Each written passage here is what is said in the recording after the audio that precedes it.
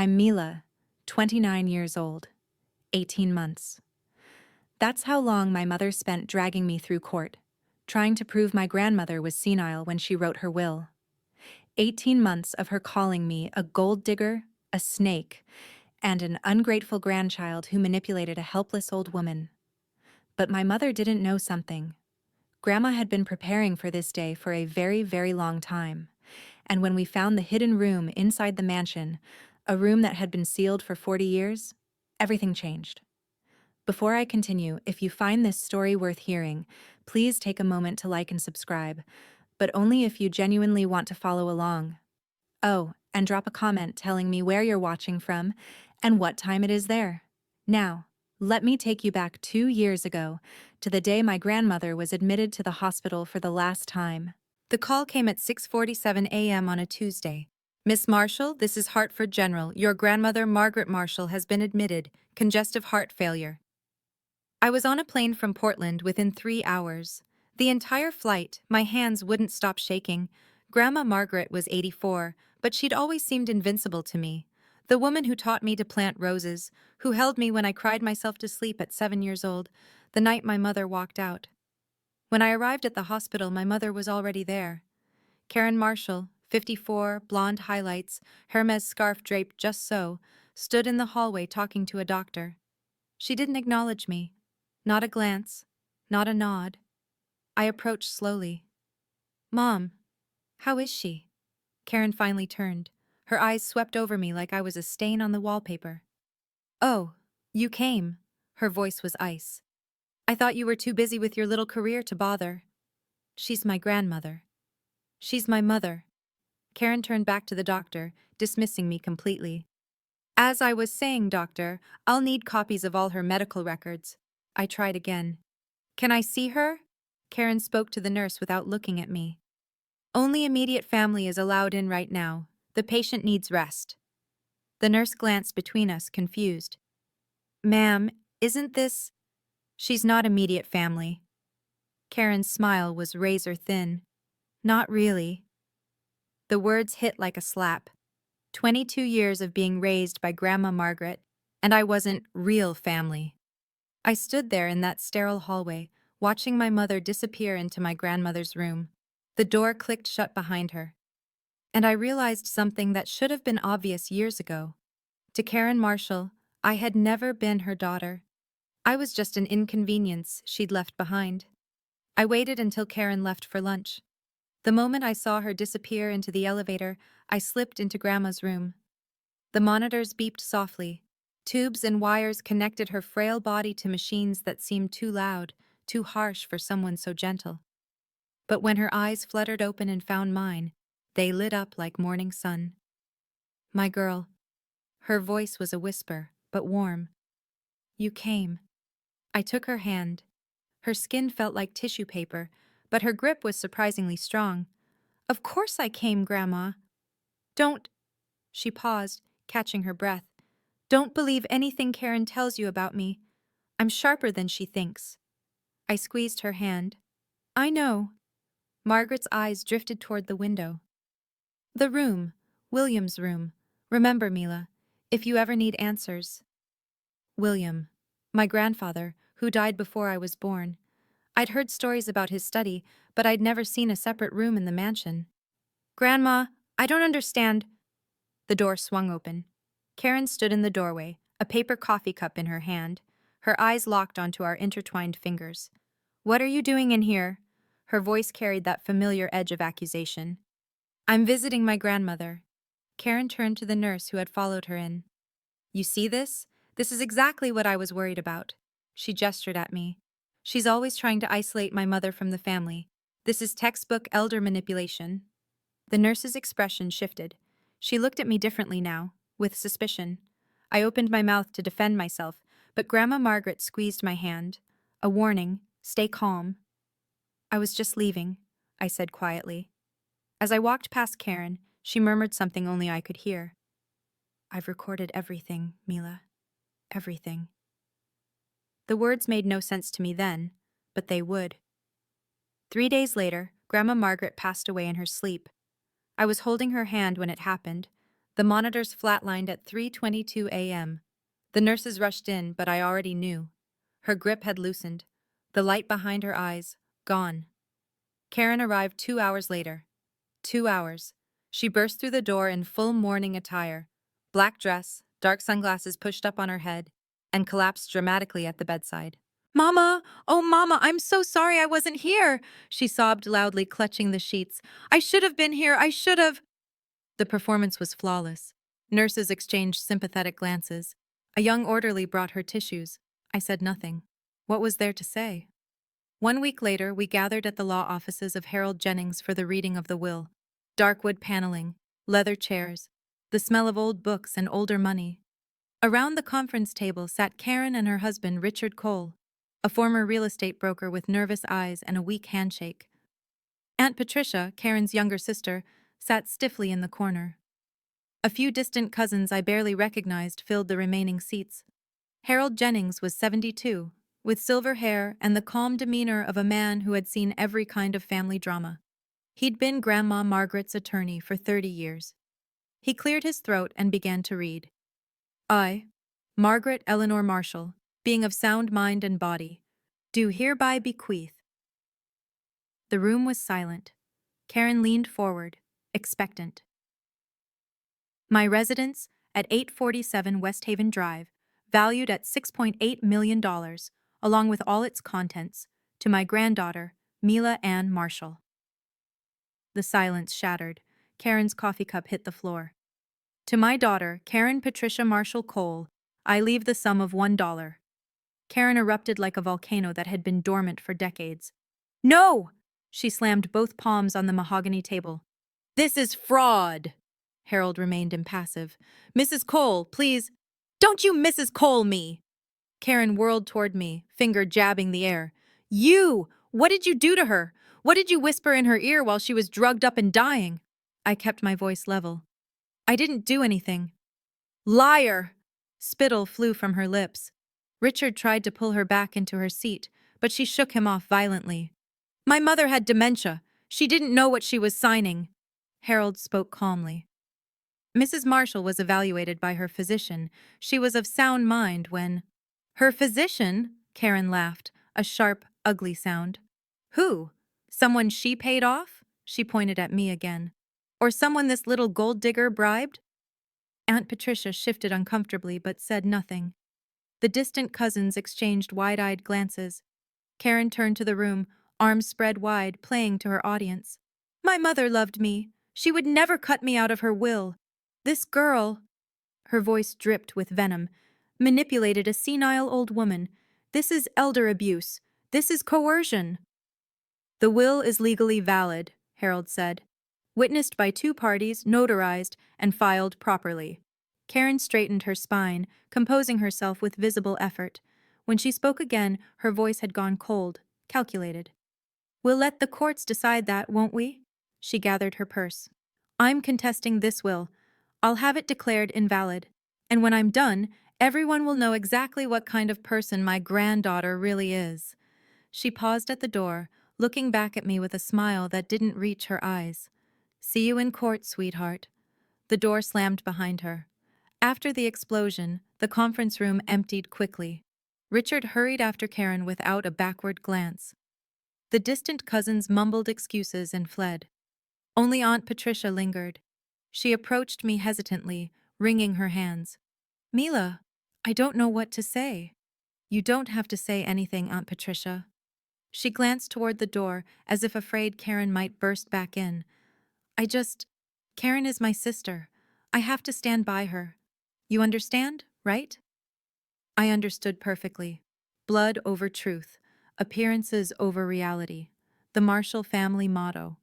Of course, I said quietly. Patricia left without another word. Harold began gathering his papers.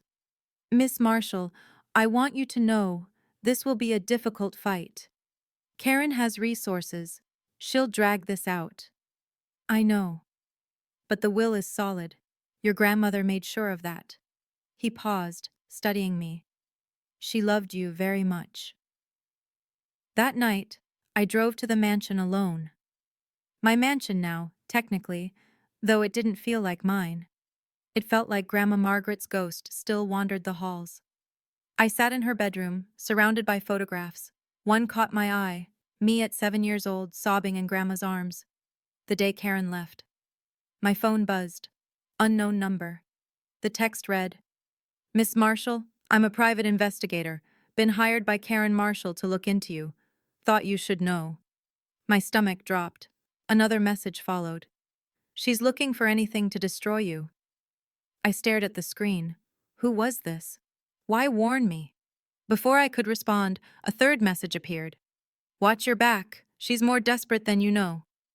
I sat in the darkness of my grandmother's room, clutching my phone. Somewhere out there, Karen was already sharpening her knives, and I was completely, utterly alone. 2 weeks later, the lawsuit arrived. The courier handed me a thick manila envelope on the front porch of the mansion. Inside, a formal complaint filed with the Connecticut Superior Court, case number 2024-CV-1847, Karen Patricia Marshall Cole versus Mila Ann Marshall. The allegations read like a horror novel, where I was the monster. Undue influence over a mentally incapacitated elderly person. Systematic isolation of Margaret Marshall from her biological family. Financial exploitation of a vulnerable adult. Procurement of testamentary documents through fraud and coercion. Karen was claiming Grandma had Alzheimer's, that I had brainwashed her, that I'd forged her signature, that I was, essentially, a criminal. I called Harold immediately. "I've seen it," he said. His voice was calm but serious. "This will be a long battle, Miss Marshall. 18 months, minimum." "Can she win?" "Not if the truth matters, but truth and courtrooms don't always align." He paused. "Karen has hired Victoria Smith from Hartford. She's expensive and aggressive." I sank onto Grandma's favorite armchair. "Why is she doing this? It can't just be about money." Harold was quiet for a moment. Then, "Miss Marshall, your grandmother and I discussed many things over the years. She had her reasons for the will, and she knew Karen would react exactly this way. Then why not just explain? Leave a letter?" "She did leave something," Harold said carefully. "But she wanted you to find it yourself, when you were ready." "Find what?" Another pause. "Do you remember your grandfather's study?" My heart skipped. Grandma mentioned it, at the hospital, but there's no study in this house. "There is," Harold said. "You just haven't found it yet. Look in the library, third bookshelf, a book called First Principles." The line went dead. Karen didn't wait for the courts to act. She launched her own offensive. By month 3, the rumors had spread through every country club and charity gala in Hartford County. I wasn't just a granddaughter contesting a will. I was a predator, a manipulator, a monster who had isolated a helpless old woman and stolen her fortune. I learned about the Whisper campaign the hard way. The email from my firm arrived on a Tuesday morning. "Dear Mila, we've received concerning information from an anonymous source regarding your personal conduct.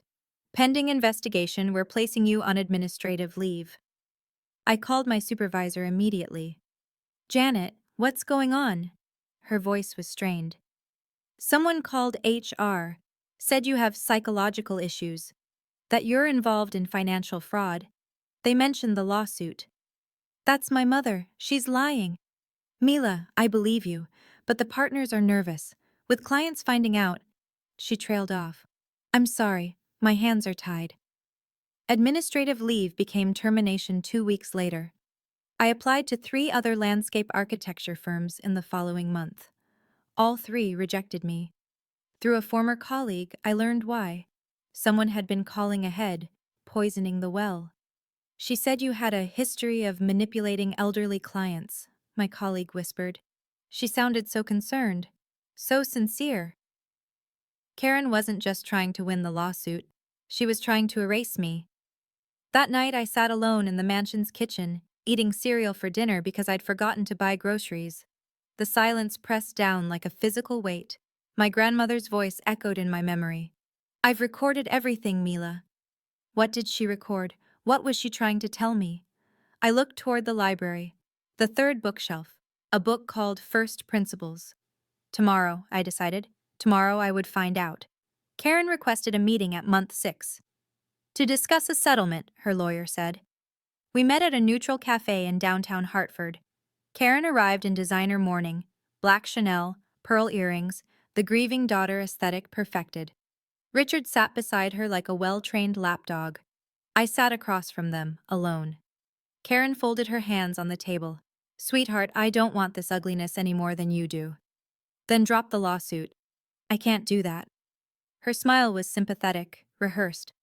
But I can offer you a deal, 50-50 split. You get half the mansion's value, I get the other half. Everyone walks away happy. The will was clear. The will was written by a confused old woman. Grandma wasn't confused. Karen's mask slipped, just for a second. Something ugly flickered behind her eyes. You don't know what you're talking about. I know she was tested, regularly. Her mind was sharp until the end. Tests can be faked, doctors can be paid. Karen leaned forward. Do you really want to drag this through court? Do you know what I'll do to your reputation? You've already tried. Tried? She laughed softly. Honey, I haven't even started. Richard cleared his throat. Listen, this doesn't have to get worse. Just take the deal. Save yourself the trouble. I looked at him, at his sweaty forehead, his darting eyes. He was scared. But of what? I stood up. I'll see you in court. Karen's voice followed me as I walked away, sharp and cold. You don't know what I'm capable of, Mila. I paused at the door, turned back. Neither do you. I left her sitting there, her perfect composure cracking just slightly around the edges. But her threat echoed in my mind all the way home. Month 8. The lawsuit dragged on. My savings dwindled. The isolation deepened. But Harold's words haunted me. Look in the library. 3rd bookshelf. I had avoided it for months. Part of me was afraid of what I'd find. Part of me wasn't sure I was ready. That night, I finally climbed the stairs to the 2nd-floor library. The room smelled like grandma, lavender and old paper. Moonlight streamed through tall windows, illuminating rows upon rows of leather-bound books. I walked to the 3rd bookshelf and ran my fingers along the spines. History, philosophy, poetry. Then I saw it. First Principles. A worn volume with gold lettering tucked between Marcus Aurelius and Seneca. I pulled it from the shelf.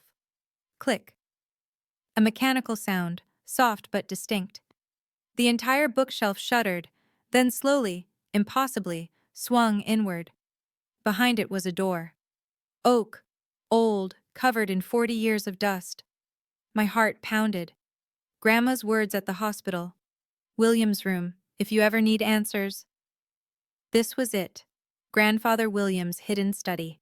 The room that didn't officially exist. I pushed the door open. The space was small, maybe 10 feet square, but it was packed with history. An antique desk, a cracked leather chair, filing cabinets lined one wall, and on the desk, positioned as if waiting for me, a metal box with a sticky note attached. The handwriting was shaky but unmistakable. Grandma Margaret's. For Mila, when the time comes. My hands trembled as I opened the box. Inside was a USB drive, a small digital camera, and a handwritten letter sealed in an envelope. I picked up the letter. My name was written on the front in Grandma's careful script. Whatever was in this room, she had left it specifically for me. I wasn't alone after all. The room held more secrets than I could have imagined. Against the far wall sat an old television monitor connected to what looked like a primitive recording system. The kind from the early 2000s, wires snaked across the floor to a more modern laptop, clearly added later. Grandma had upgraded. She'd been recording for years. I turned on the laptop. The desktop was organized with military precision. Folders labeled by year, 2012, 2013, 2014, all the way through 2024. Inside each folder, video files, dozens of them. 147 videos total, I whispered, counting. But before I watched any of them, I needed to read her letter. I settled into Grandfather William's old chair and broke the seal. My dearest Mila, if you're reading this, then I'm gone, and Karen has done exactly what I predicted. She's fighting for the mansion. She's calling me senile. She's trying to destroy you. I want you to know the truth. Karen began borrowing money from me in 2012. At first it was small amounts, 10,000 here, 20,000 there. She said it was for emergencies, for Richard's business troubles, for things I didn't question because she was my daughter. By 2015, I realized I'd lost control. She had me sign papers while I was recovering from hip surgery, still foggy from painkillers. A power of attorney. Access to my accounts. When I tried to revoke it, she threatened me. She said if I didn't keep giving her money, she would make sure you never visited me again. She would tell you lies about me. I was weak. I was afraid. So I stayed silent. But I wasn't stupid. I recorded everything, Mila. Every visit where she demanded money, every threat, every forged signature. The USB contains 147 videos. Use them wisely. I love you more than words can say. Grandma. I read the letter 3 times. Each time, the words cut deeper. 12 years. Karen had been draining Grandma for 12 years, threatening her, manipulating her, using me as a weapon. My hands shook as I plugged the USB into the laptop. The files loaded. 147 video thumbnails, each one dated and labeled. I clicked on the first one, dated January 15th, 2012. The video showed Grandma's living room, the same living room I'd spent my childhood in. Karen sat across from her, legs crossed, expression pleasant. I just need 10,000, Mama. Richard's car broke down. That's the 3rd time this year, Karen. Well, these things happen. You can afford it. The video ended. I clicked the next one. March 2012, 15,000 for home repairs. Then I jumped ahead. Video number 35, dated March 15th, 2018. The scene was different. Grandma looked older, frailer. Karen's pleasant mask was gone. Sign the check, Mother. Karen, this is $75,000. I know what it is. Sign it. What is this money for? Karen's face twisted. Richard has a problem, a gambling problem. If I don't cover his debts, certain people will be very unhappy. Karen, I can't keep... You can! Karen leaned forward, eyes blazing. And you will, unless you want me to tell Mila what you really think of her. Unless you want me to make sure she never visits you again. Grandma's face crumpled. Please don't do this. Sign the check. The video ended with Grandma's trembling hand picking up the pen. I sat in the darkness of William's hidden room, tears streaming down my face. Karen hadn't just stolen money, she had terrorized an old woman for over a decade, and now I had proof, all of it. Now, I know this is where things start to shift. But before I continue, I have to ask you something. If you were in my position, what would you do with those videos? Release them immediately? Or wait for the right moment? Drop your answer in the comments. I genuinely want to know what you think. And if you haven't subscribed yet, now's the time to hit that button, because what comes next, you won't want to miss it. All right, back to the story. I spent the next 3 days in that hidden room, watching video after video. The pattern was always the same. Karen would arrive, smiling. She'd ask for money, sometimes demanding, sometimes guilt-tripping, sometimes threatening, and Grandma would give in, every single time. Video 42, 2019. Karen forging Grandma's signature on a bank transfer. She won't remember anyway, she muttered to someone off camera, Richard probably. Video 67, 2021. Karen screaming at Grandma for hiding money. I know you have more! Where is it? Video 89, 2022. Karen counting cash she'd found in a drawer. Stupid old woman, keeping money like it's the Depression. I totaled the amounts mentioned across all the videos. Conservative estimate, over $2 million. Stolen, extorted, taken from a woman who was too afraid and too in love with her daughter to fight back. But the most devastating video was the last one, number 147. Dated 1 week before Grandma went to the hospital. She sat alone in this very room, facing the camera directly. Her eyes were tired but clear, sharper than they'd been in years. If you're watching this, Karen, it means you've done exactly what I expected. You're contesting the will. You're calling me senile. You're trying to take everything from Mila. She paused, taking a shaky breath. I want you to know. I was never senile. I had cognitive tests every 6 months. Dr. Patterson has all the records. I was of sound mind until the very end. Her voice hardened. I left everything to Mila because she was the only one who ever loved me without conditions. And you, Karen. She shook her head, tears glistening. You only saw me as an ATM. The video ended. I closed the laptop and sat in the silence. Grandma had handed me the sword. Now I had to decide how to use it. But there was one more video I hadn't watched. Buried in a separate folder labeled Play Last, I found a file titled For Karen, When She's in the Room. I opened it. Grandma appeared on screen, wearing her favorite blue cardigan, the one I'd bought her for Christmas years ago. She looked directly into the camera, her expression serene but sad. Karen, if Mila is playing this video, it means you're sitting there, probably in a courtroom or a lawyer's office. You've been caught. You know it. And you're trying to figure out how to spin your way out of this. She leaned closer to the camera. Let me save you the trouble. You can't. Her voice remained steady, but I could see her hands trembling slightly.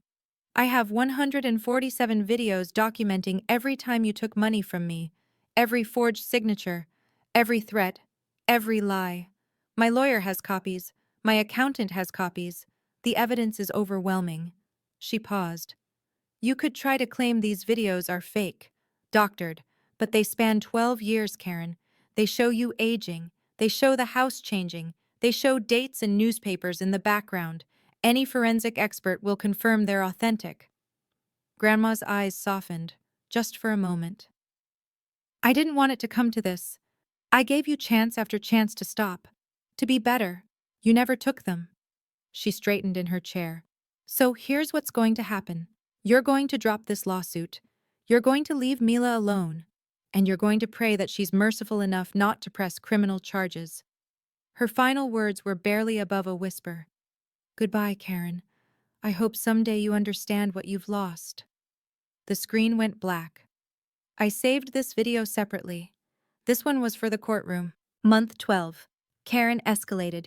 She organized what she called a charity luncheon for elder abuse awareness at the Hartford Country Club. 80 guests, local press. The irony would have been funny if it wasn't so twisted. I learned about it from a former colleague who still answered my calls. Mila, she's telling everyone you isolated your grandmother, that you manipulated her into changing the will. People are believing her. I didn't attend, but I heard every word secondhand. Karen took the podium in a black dress, dabbing at dry eyes with a lace handkerchief. My mother was a wonderful woman, she began, but in her final years, she fell victim to someone she trusted, her own granddaughter. Gasps from the audience, sympathetic murmurs. This girl, and I hesitate to even call her family, cut my mother off from everyone who loved her. She whispered poison in her ear. She convinced an elderly woman with dementia to sign over everything. Karen's voice broke perfectly. I'm not fighting for money. I never was. I'm fighting for justice, for my mother's legacy. The audience applauded. Someone shouted, "We're with you, Karen." That night, the messages started. My phone lit up with texts from numbers I didn't recognize. Gold digger. Predator. You should be in prison. Your grandmother is crying in heaven because of you. One message stood out. It came from Aunt Patricia's number. I believed Karen until today, but something doesn't add up. Can we talk? My thumb hovered over the reply button. Then another message arrived, from the same unknown number that had warned me months ago. She's desperate. Her debts are worse than you know. The luncheon was a Hail Mary. Karen was running out of time, and desperate people make mistakes. I just had to wait for hers.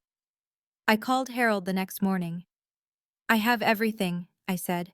147 videos, 12 years of evidence, financial records, her own words on camera. Harold was silent for a long moment. What do you want to do with it? I want to wait. Until the mediation hearing. That's 4 months away. You could end this now, leak a video, go to the press. I shook my head, even though he couldn't see me. No. I want Karen to see it happen. I want her to be there when everything falls apart. That's surprisingly strategic. Grandma taught me patience. Harold chuckled softly. She chose well. For the next 4 months, I built my case. I hired a forensic accountant to trace every transaction Karen had made from Grandma's accounts. Total confirmed theft, $2.1 million over 12 years. I obtained copies of Grandma's cognitive assessments from Dr. Patterson, clean results every 6 months for the past decade. The woman Karen called senile had aced every mental acuity test. I cataloged every video, cross-referenced dates with bank statements, and prepared a timeline that even a first-year law student could follow. And I waited. Karen continued her public campaign, more charity events, more tearful interviews with local papers. She was betting everything on public sympathy, convinced that the court of opinion would pressure me into settling. She didn't know I was holding a nuclear bomb.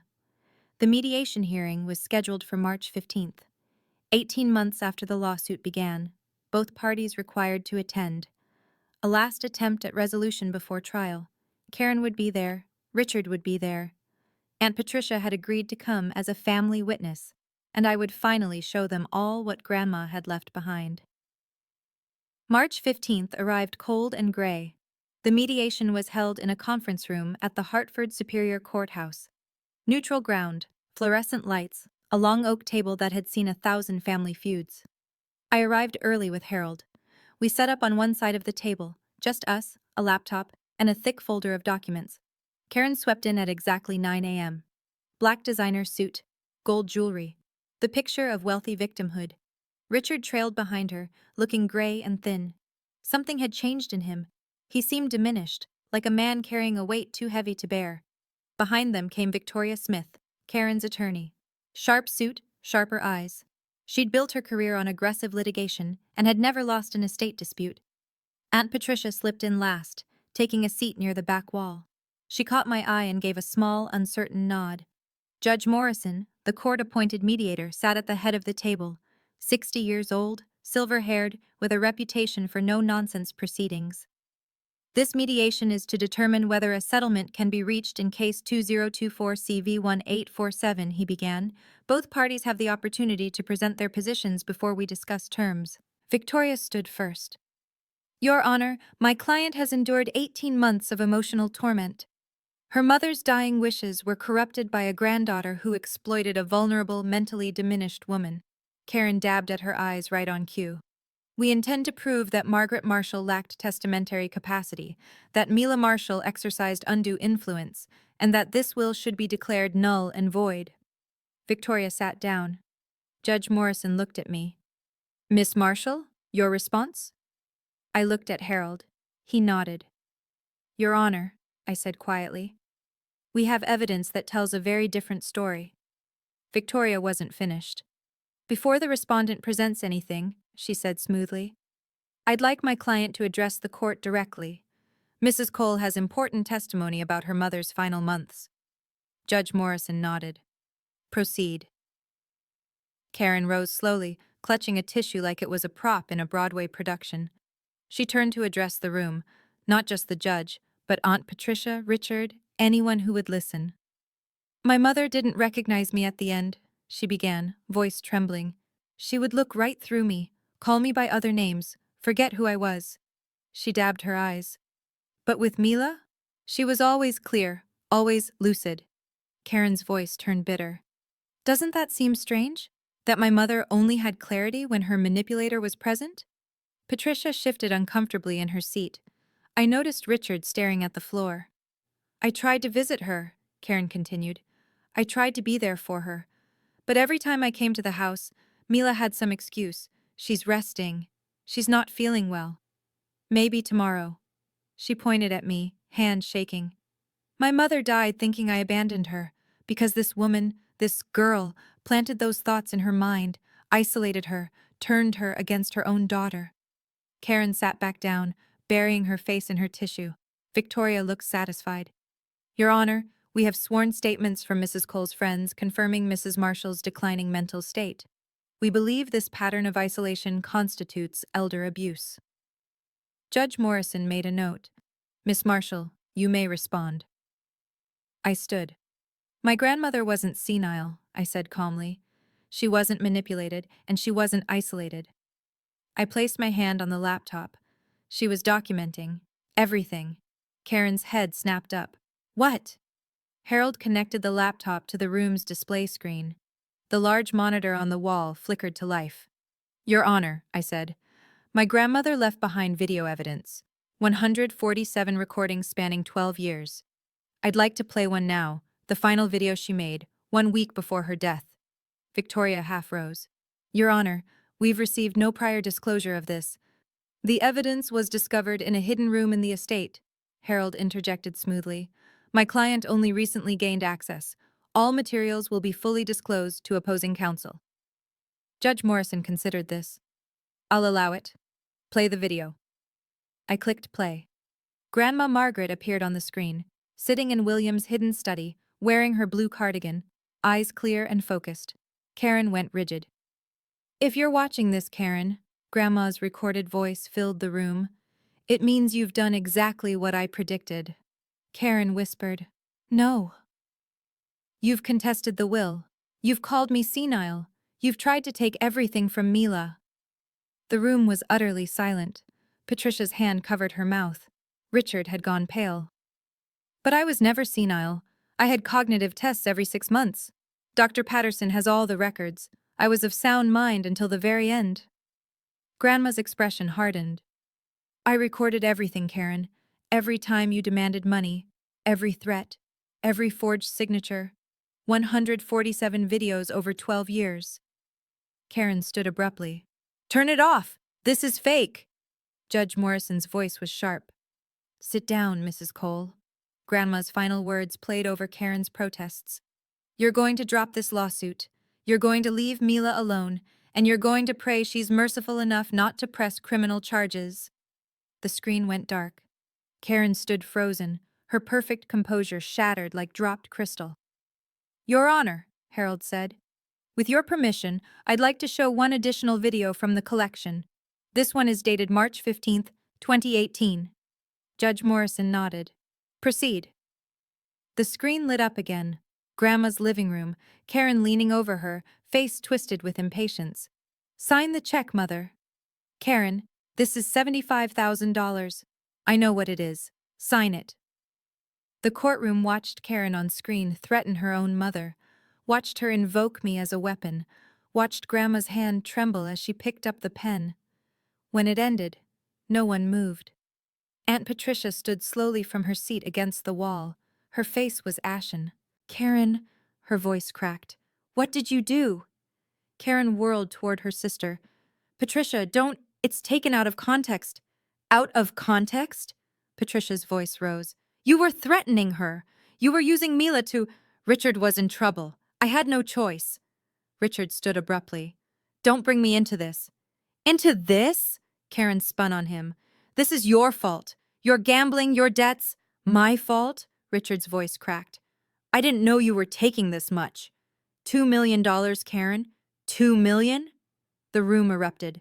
Karen screaming at Richard, Richard backing toward the door, Victoria trying to restore order, Patricia crying. Judge Morrison banged on the table. Enough! Silence fell. He looked at Karen with barely concealed disgust. Mrs. Cole, I strongly suggest you consult with your attorney about your options. This mediation is in recess for 15 minutes. Karen collapsed into her chair. I stayed silent through all of it, watching, remembering every lie she'd told about me, every job I'd lost, every sleepless night. Grandma had been right. The truth didn't need to shout. It just needed to be heard. Now I know you're dying to find out what Karen did next. But before I tell you, I want to hear from you. Do you think Karen deserves forgiveness? Comment no if you believe she should face the full consequences, or yes if you believe in second chances. I'll read every single response. And make sure you've hit that notification bell, because the ending of this story, it's not what you'd expect. Okay, let's finish this. The 15-minute recess stretched to 45. Through the glass walls of the conference room, I watched Victoria and Karen huddled in the hallway. Victoria's gestures were sharp, emphatic. Karen's shoulders slumped lower with every passing minute. Richard had already left. He didn't even say goodbye. Harold sat beside me, calm as always.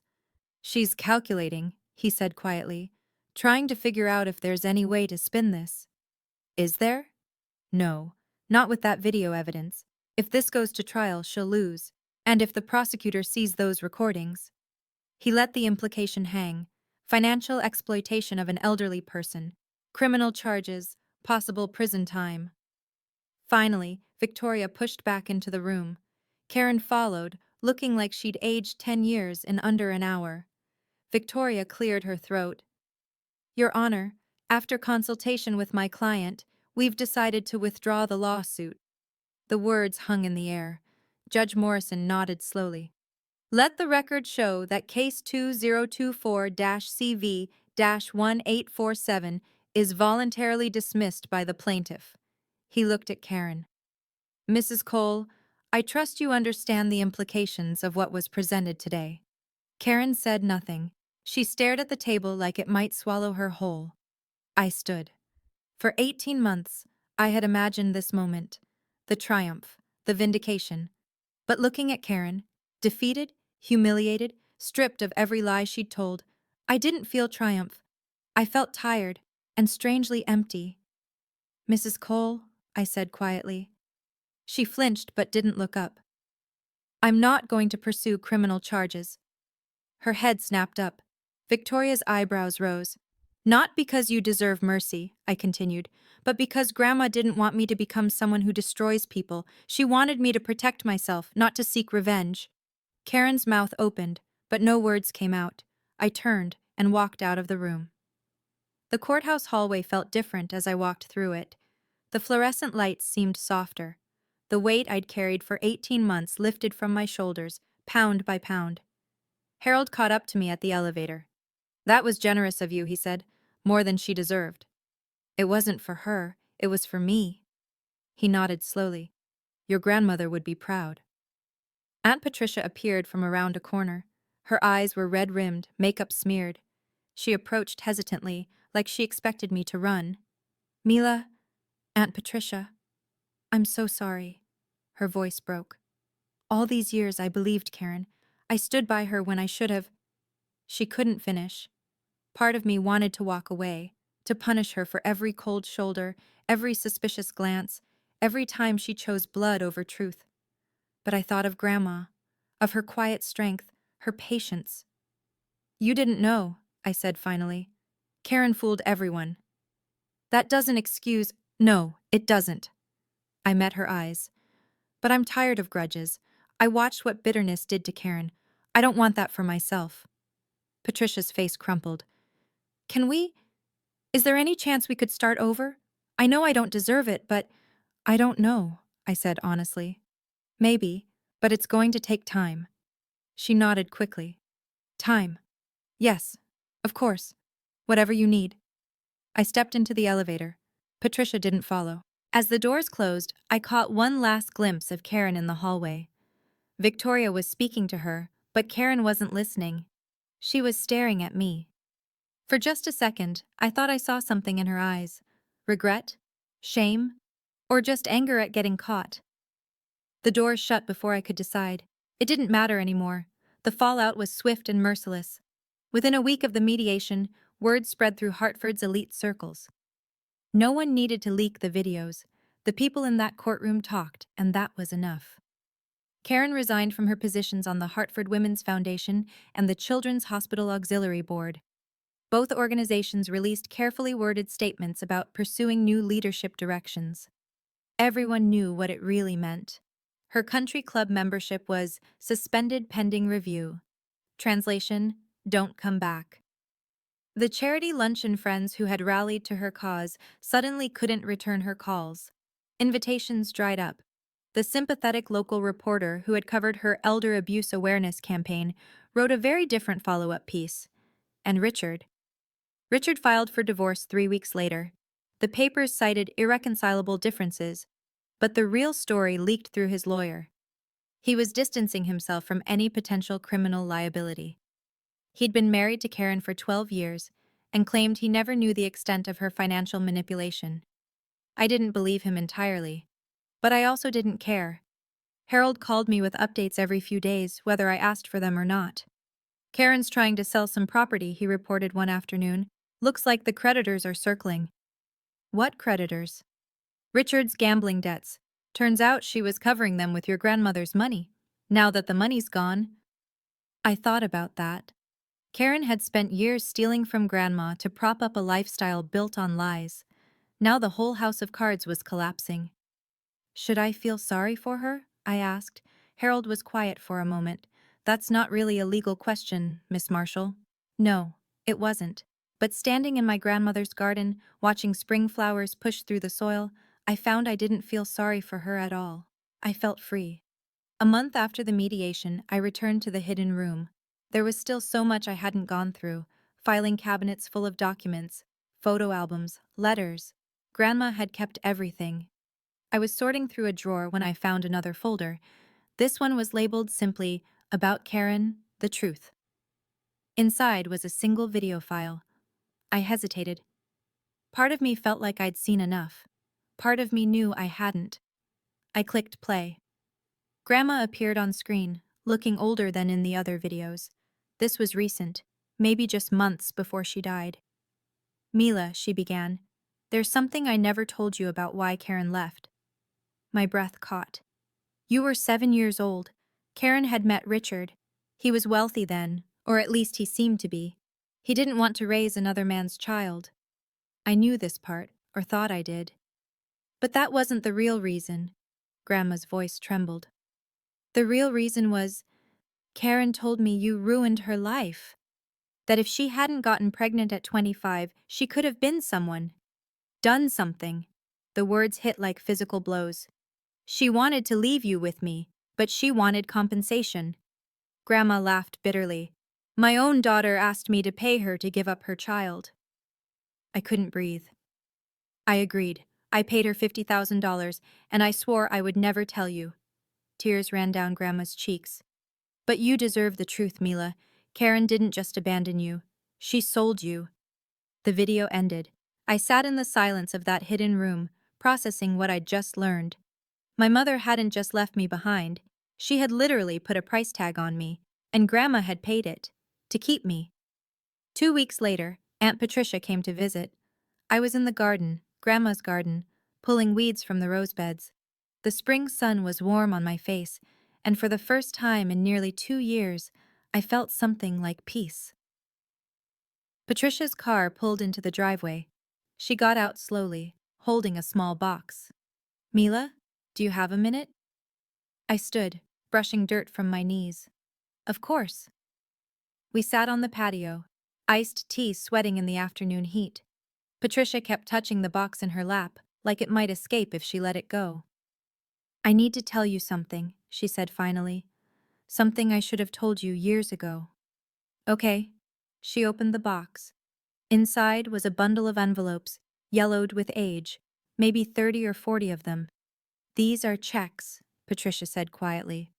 "From me, to your grandmother, every month for 20 years. I stared at her. "I don't understand. When Karen left you with Mama, I knew. I knew Karen would never send money to help raise you, so I did." She pulled out an envelope, showed me the check inside, $200, dated 1998.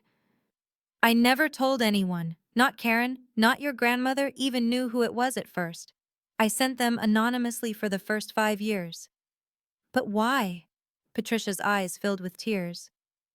"Because you were 7 years old, and your mother had just walked away from you, and I couldn't do anything to stop Karen. But I could do this." I looked at the box of envelopes. 20 years of quiet support. 20 years of silent love from a woman I thought had chosen Karen over me. Grandma never told me. She found out eventually, but I asked her to keep it secret. I didn't want Karen to know. Sometimes, family surprises you. 3 months after the mediation, Karen's letter arrived. Plain white envelope, no return address. But I recognized the handwriting immediately, the same looping script that had signed my childhood birthday cards, back when she still pretended to be a mother. I opened it standing at the kitchen counter. "Mila, I know I don't deserve to write to you, but I have no one else. Richard left. My friends won't speak to me. Patricia hasn't returned my calls in weeks. I'm not writing to make excuses. I know what I did was wrong. I know I hurt you. I know I hurt Mama. But I'm still your mother. Doesn't that count for something? I just want to talk, to explain, to make things right, if that's even possible. Please, Mila. I have nothing left. I only have you. Karen. I read it 3 times. Then I sat down at Grandma's writing desk and composed my reply. Karen, I received your letter. I've thought carefully about what to say. You're right that you don't deserve to write to me. You're also right that you hurt me and Grandma in ways that can never be undone. But here's what you're wrong about. You are not my mother. Not in any way that matters. You gave up that title 22 years ago when you traded me for $50,000. Yes. I know about that now. I don't hate you. Hate requires energy, and I've wasted enough on you already. But I also don't have anything to give you. Please don't contact me again. Mila. I sealed the envelope, walked to the mailbox, and sent it. Then I went back to the garden and kept planting. Some roots need to be cut for others to grow. 6 months later, Eleanor's garden opened its doors. I named it after my grandmother's middle name, the name I'd always loved, the name she'd asked me to use if I ever wanted to honor her. The mansion's eastern wing became a community center. The sprawling grounds became a teaching garden. Every Saturday morning, children from Hartford's underserved neighborhoods came to learn about plants, about patience, about growing something beautiful from nothing but soil and sunlight. Aunt Patricia helped with the ribbon-cutting ceremony. She'd been coming around every weekend now, tentatively at first, then with more confidence. We weren't the same as before, but we were building something new. I stood in the garden that afternoon, watching a group of 8-year-olds argue about who got to water the tomatoes. Their laughter echoed off the old brick walls. My phone buzzed. An email from my former firm. We'd love to discuss bringing you back, senior position, your choice of projects. I smiled and typed back, thank you, but I've found my project. Later that evening, I stood in front of Grandma's portrait in the main hall. The painting had been there for as long as I could remember. Margaret Eleanor Marshall, age 60, captured in oil and canvas. I understand now, I said softly. You didn't leave me a house. You left me a beginning. I thought about everything she'd endured, the stolen money, the threats, the daughter who saw her as nothing but a source of income. And through it all, she'd protected me, prepared for me, loved me.